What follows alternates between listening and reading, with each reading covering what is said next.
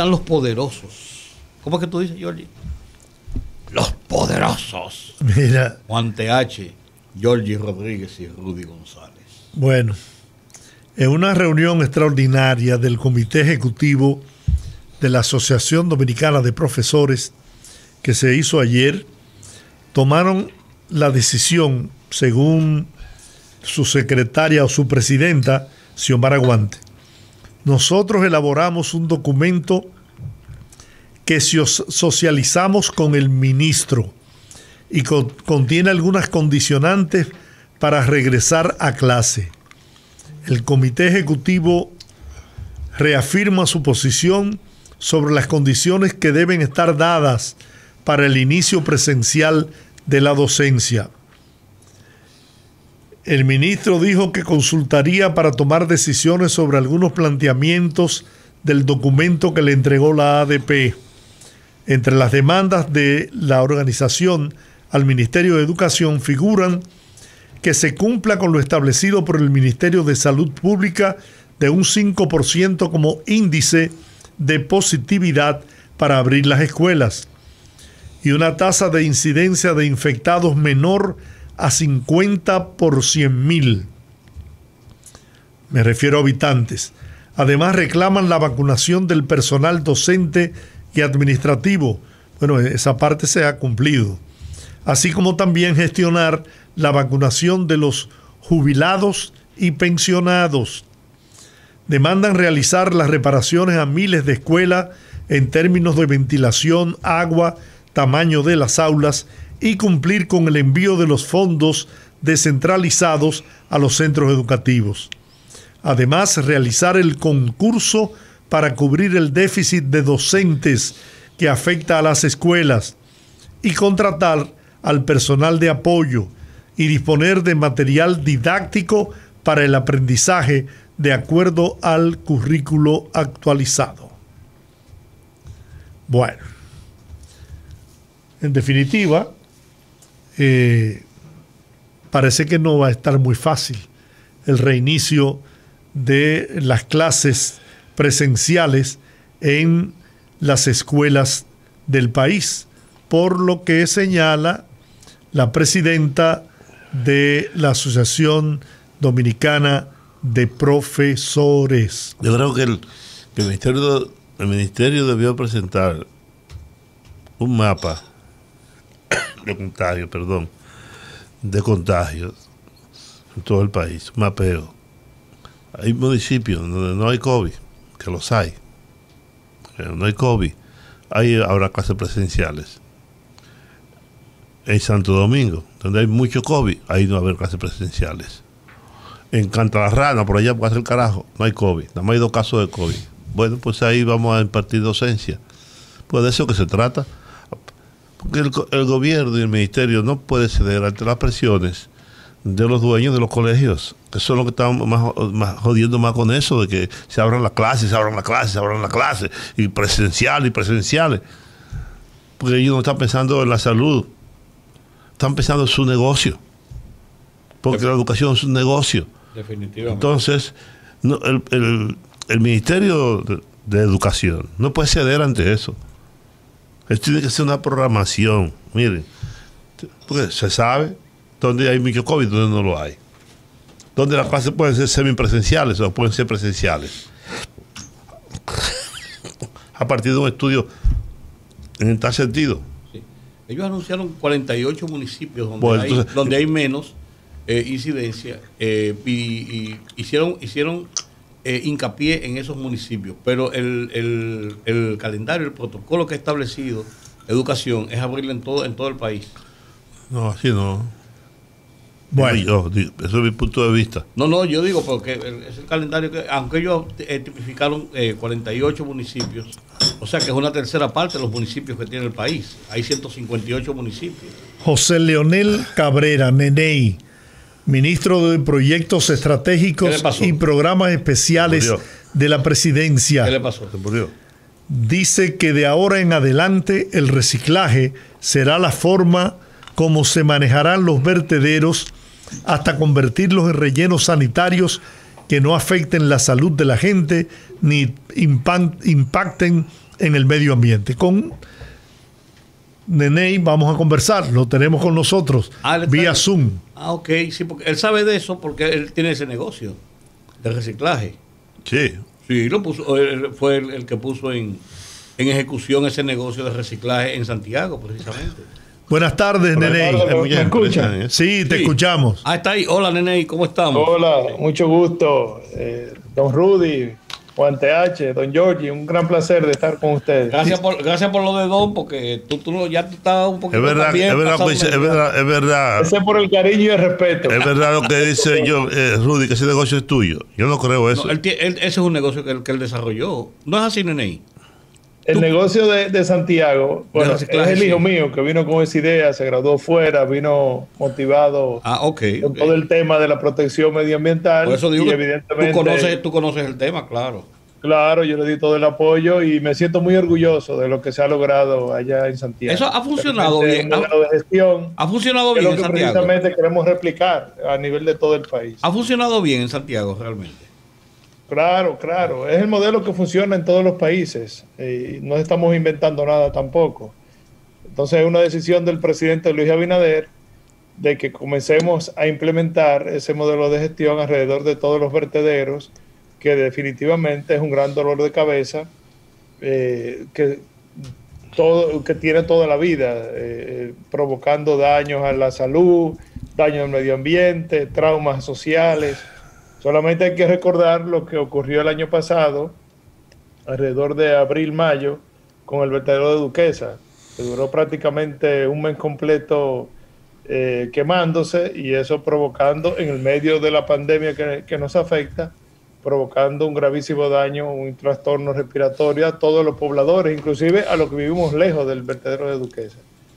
En este país tenemos un gran problema, que es que tenemos 356 vertederos a cielo abierto, que no son más que botaderos, lugares destinados, terrenos abiertos donde se descargan todos los residuos sólidos que se recolectan.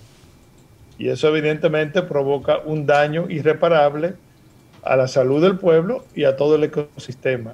Hay que saber que por cada 500 toneladas diarias que se deposita en uno de esos botaderos a cielo abierto, producimos al año 10 gigagramos de gas metano, del CH4, que es el gas metano que se produce a partir de la descomposición del material orgánico de los residuos. ¿Y qué significa esa cifra, Neney? Bueno, para que para uno entenderlo así.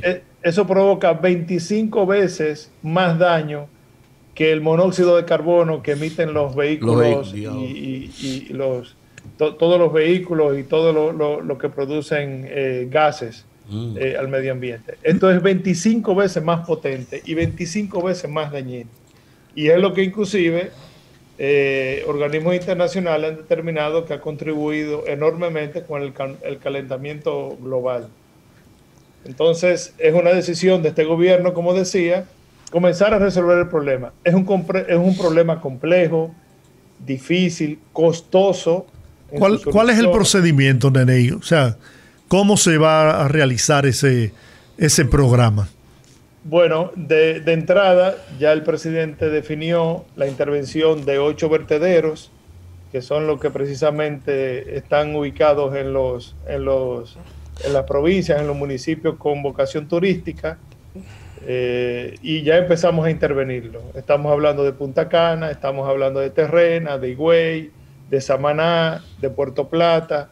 Son 8 vertederos. Santo Domingo Este, Jaina, que nos obligó, entre comillas, a intervenirlo porque comenzó a incendiarse hace más o menos un mes. Y ya todos esos vertederos los tenemos totalmente controlados. Estamos en el proceso de remediación, que es la primera fase de una intervención. Posteriormente vamos entonces a desgasificarlo con chimeneas, tuberías, y después entonces vamos a la segunda fase, que es la construcción de estaciones de transferencia, y la cuarta fase es la construcción de relleno sanitario. Todos los residuos sólidos del país, el estado ideal sería manejarlo a través de los rellenos sanitarios y procesarlo para extraerle todo lo que pueda ser aprovechable. He dicho, lo dije públicamente en días pasados, una buena gestión de los residuos sólidos sería recuperar hasta el 80% de todo lo que se recolecte. En este país se producen alrededor de 12.000, 14.000 toneladas al día. Ojalá que pudiéramos recuperar esa cantidad y entonces ahí venimos a lo que es la economía circular, economía naranja. Yo decía, la industria del plástico en el país importa anualmente 125 millones de dólares en materia prima, en lo que se llama pellets, que es como la primera parte inicial de todo el proceso de creación de empaque de plástico, de fundas plásticas, de todo lo que consume el mercado local en torno a los plásticos. Imagínese usted lo que significaría para la economía del país que esos 125 millones de dólares no haya que buscarlo y sacarlo del país para comprar materia prima afuera, sino que lo recuperemos de los mismos residuos sólidos que generamos y de los propios residuos que van a las cañadas, a los ríos, que llegan finalmente al mar. Esa es la idea del gobierno, recuperar todo eso y aprovecharlo como materia prima secundaria. La recolección de del reciclaje, ¿cómo se va a hacer por días? ¿Cuál es la política que se va a aplicar? No, la idea es la siguiente. Todos los camiones recolectores de los municipios van a ir a estaciones de transferencia, descargan los residuos sólidos en esas estaciones de transferencia y de ahí se llevan en volquetas para los rellenos sanitarios. Ya cuando lleguen a los rellenos sanitarios, ahí vamos a tener lo que se llaman maquinaria de valorización, que son las que separan los orgánicos de inorgánicos, los que recuperan los plásticos, el papel, el cartón, los metales, para entonces nosotros poder aprovechar todo ese material inorgánico que tiene mercado en el mercado secundario, tanto en el país como en el extranjero. Ya con el material orgánico, que es el 60% de todos los residuos que se recolectan, también podemos convertir eso en abono orgánico a través del proceso de compostaje. Y ese también entonces lo utilizaríamos para abonar nuestras tierras, sobre todo en la parte agrícola. De manera que al final de cuentas estamos hablando de que pudiéramos aprovechar prácticamente todos los residuos de que disponemos aquí en el país, y eso sería un gran ahorro y además crearía... ¿Quién va a hacer todo ese trabajo? La idea del gobierno. ¿Quién va a hacer todo eso? ¿El gobierno? ¿Una empresa, una empresa del Estado? ¿Perdón? ¿Quién va a hacer todo ese trabajo? Mira, inicialmente se ha encargado la oficina de la que yo estoy encargado, que es Proyectos Especiales y Estratégicos de la Presidencia. La idea que tenemos es, a través de un fideicomiso, hacer una empresa pública que gestione todo el circuito que estamos hablando de estaciones de transferencia y relleno sanitario, y posteriormente, entonces, a través de una APP, una alianza público-privada, que el sector privado se integre al modelo de gestión, porque estamos conscientes de que en la administración es mucho mejor que participe el sector privado para garantizar en el tiempo que este modelo de gestión se mantenga operando, pero de todas maneras el Estado Dominicano mantendrá una proporción importante de la propiedad de todo el sistema. Yo he visto en países tanto igual que el nuestro, ¿no?, que los desperdicios se clasifican y la recogida de la basura pues pasa un día para recoger los desechables, ¿no?, y otro día para plásticos, cartones. ¿Por qué no se implementa eso en el país? Mira, hoy sostuvo una interesantísima reunión con Roberto Furcal, el ministro de Educación, precisamente hablando de un programa que vamos a implementar a través de las escuelas públicas para comenzar a crear la cultura del reciclaje. Es un proceso un poco que nos va a tomar tiempo, obviamente, porque es un proceso de educación, de entrenamiento, de concientización de todas las personas, pero hay que iniciar en algún momento. Y también de consecuencias, Nene, también de consecuencias. Si tú te atreves a sacar el día que no corresponde plásticos, te ponen una multa.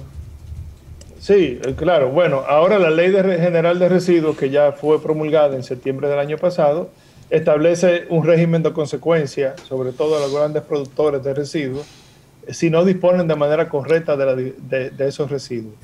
O sea, ya la ley crea un marco jurídico adecuado para comenzar a dar los primeros pasos y organizar todo esto, para que no sigamos disponiendo de todos los residuos de manera desorganizada, caótica y provocando tanto daño a la salud y al medio ambiente como lo estamos haciendo hasta el momento.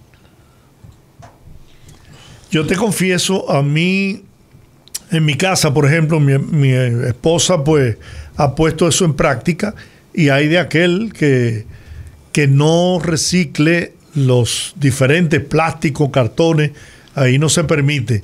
Ya yo me he acostumbrado, antes yo no le ponía mucho caso a eso, pero ya lo hago también. Entonces es una manera, y ha sido en poco tiempo, y así como lo hacen en mi casa, lo están haciendo la gran mayoría de los vecinos del edificio donde vivo. Entonces yo creo que con una buena campaña de educación, mostrándole a la gente, al pueblo, los beneficios que esto representa para la salud incluso de la ciudadanía, se pudiera lograr que rápidamente la gente aprenda. Mira, hay mucha gente reciclando, incluso hay lugares donde tú vas y depositas los desperdicios. Por esa joma, creo esa que joma, vamos caminando en esa dirección. De hecho, decía hoy con el ministro de Educación, quedamos en establecer un programa muy interesante que va a ser poner en todas las escuelas públicas los zafacones ya diferenciados, de manera que en la misma escuela los alumnos comiencen a ver que tienen que diferenciar a la hora de tirar, de poner la basura, los residuos en los zafacones, tienen que diferenciarlos. Vamos ahora a diferenciarlos en dos grandes grupos, orgánico e inorgánico, para empezar a crear la cultura de reciclaje y de la separación.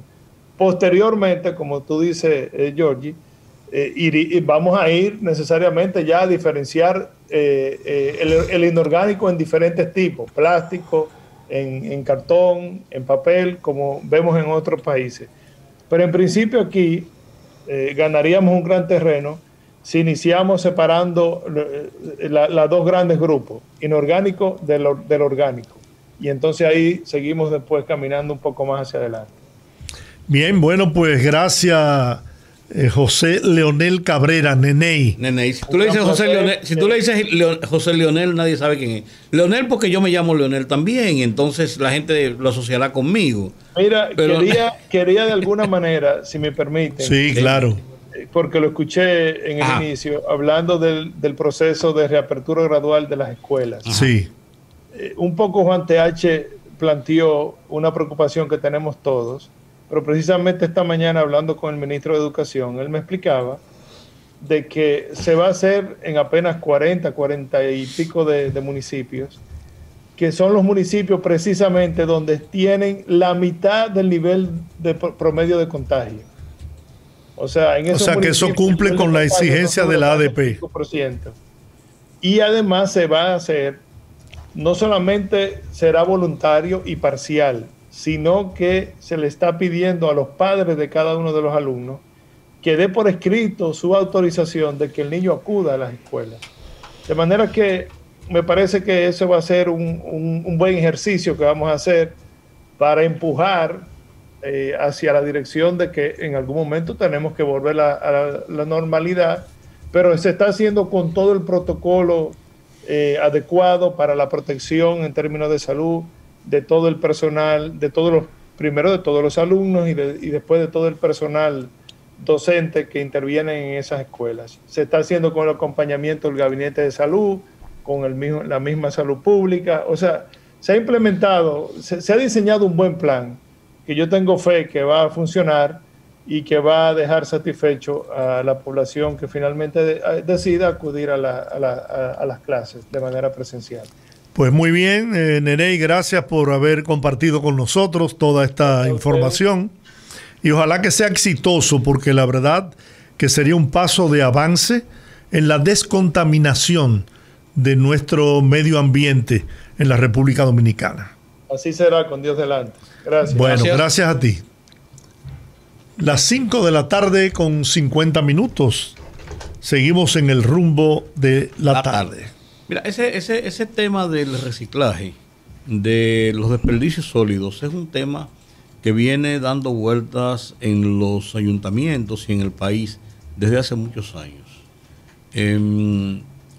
Yo he relatado, no recuerdo si en este mismo escenario, una de las prácticas que se usa en muchas partes y en República Dominicana, yo participé en haber visto en varias ocasiones la modalidad de aventureros que andan por el mundo y llegan a un país como República Dominicana, donde no practica esa tecnología del reciclaje y donde hay una gran producción, porque en este país hay una gran producción de desperdicios sólidos y además que constituyen un problema su forma de deshacerse de él, porque ya los vertederos no sirven, no son vertederos, sino botaderos.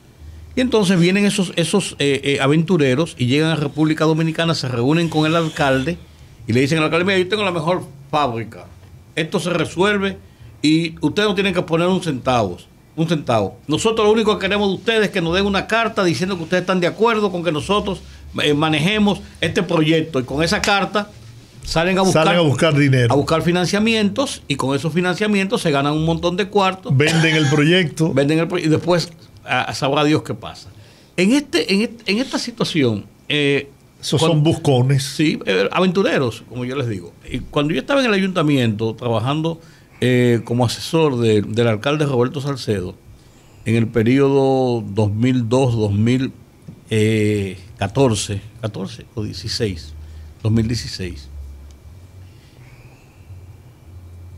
fueron múltiples las personas que vinieron, e incluso nosotros fuimos a ver en un momento determinado un par en varios sitios de aquí de América, uno en Estados Unidos, recuerdo uno en Puerto Rico, me parece que uno en algún sitio en Centroamérica, de estos vertederos que funcionan realmente, porque estos puntos de reciclaje, quiero decir, que funcionan realmente y resuelven un gran problema.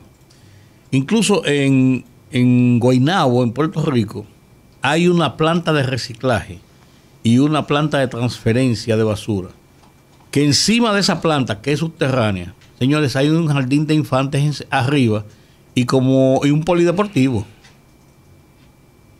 Y ahí no hay un mínimo de contaminación, ni de olores, ni mucho menos. Eso funciona ahora.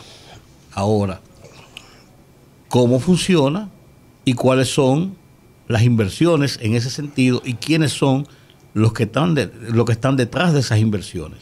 Pero de que es un modelo que da resultados y que, además de eliminar un problema que es qué hacer con los desechos sólidos, produce dinero, es cierto. Incluso que produce energía y que produce materia orgánica que sirve para muchísimas cosas, entre ellos hasta para alimentos de ganados. En su cuenta de Twitter, Reinaldo Pared Pérez escribe: veo en Luis Abinader a un hombre bien, me alegro y lo felicito. Reinaldo Pared en su cuenta de Twitter. Muy bien. Fantástico. Miren, hasta yo lo felicito. Siguen las protestas. A Reinaldo y al presidente también, a los dos. Okay. Siguen las protestas frente al Palacio Nacional. Presidente, queremos nuestras prestaciones. Presidente, aquí hay personas enfermas. Tenemos que pagar deudas. Eso voceaban con un megáfono en las afueras del Palacio Nacional. Personas que fueron empleadas de la Dirección General de Bienes Nacionales, exigiendo el pago de sus prestaciones laborales luego de ser desvinculados. Otras manifestaciones que se desarrollaban al mismo tiempo que el reclamo del pago de las prestaciones, como fue la de desvinculados del Ministerio de Industria y Comercio, y quienes reclamaban la aprobación de las 3 causales en el Código Penal. Otra protesta fue la de personas que aseguran ser propietarios de terrenos que han sido invadidos. O sea, van a convertir el entorno del Palacio Nacional en un terreno de protesta, en un parque para protestar y para ir a reclamar. Bueno, ¿qué vamos a hacer? Vamos a la pausa.